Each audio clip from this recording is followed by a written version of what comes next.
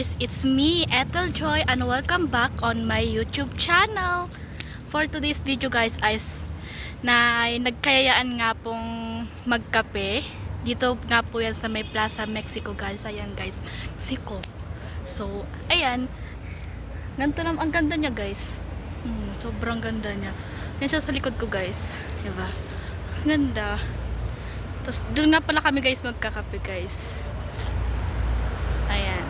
So, ayan guys, nag-ikot-ikot nga lang kami dyan sa may Plaza Mexico kasi guys, sobrang ganda niya talaga guys.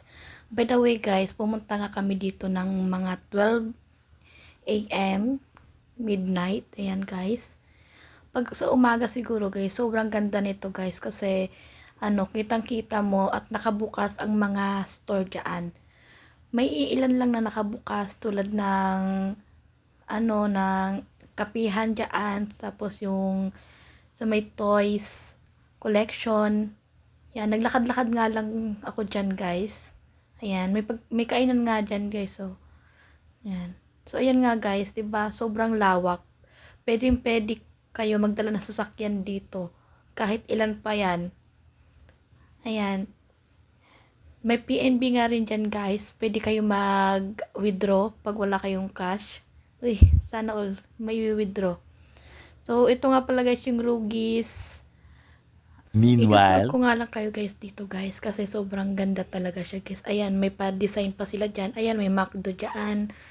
Ayan, may pa-ilaw sila. Sobrang ganda dito guys, lalo na pag gabi guys. Ayan.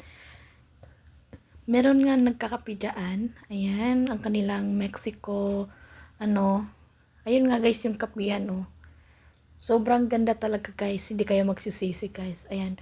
Pag magkakape kayo guys, masarap din yung kape nila at yung kanilang iba pang mga mga potahe diyan guys. So, keep on watching lang kayo guys. So, ayan guys, dumating na nga yung order namin at yung in-order ko nga lang is itong strawberry hasunis ata yun ang tawag. Sobrang sarap niya guys. Perfect na perfect siya sa mga mahilig sa matatamis. Ayan ang Presico coffee guys. Hindi coffee ang in-order ko, kundi parang lang siya, drinks na matamis. Sobrang ganda niya talaga. Sobrang sarap niya talaga guys. Ayan. Sa mga mahilig po magkape, pwede po kayo dito. Ayan, diba? It's good. Good na good, guys.